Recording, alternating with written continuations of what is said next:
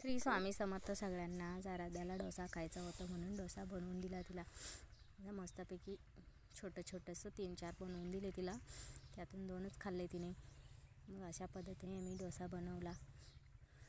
खूप छान होता डोसा, पण तिला तेच खावं असं वाटतं म्हणून असं आठवड्यातनं 2दा बनवतो आम्ही.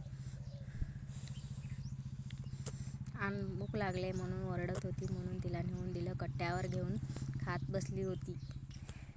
मला पण देते खा म्हणून दिली. मग तिने मला खायला, मी तिलाच भरवलं.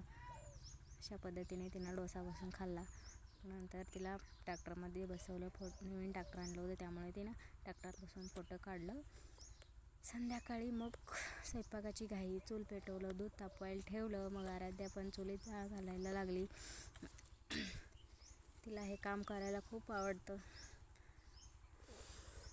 मग नंतर स्वयंपाकाची तयारी चालू होती. मग ती तशीच कांदा घेऊन त्यात कांडत बसली. चटणी कांडायला लागली कांद्यासोबत. नंतर काढून टाकली. ते अशा पद्धतीने असे काम करते. सारखं मध्ये काम करावं असं वाटतं तिला. असं बहुत झोप आली. मग रडायला लागली. मग तिला घेऊन गेले खोलीत, झोपवलं. मग तिला झोपायचं तर नाही, नाटक करते नुसती, नाटक लई करते.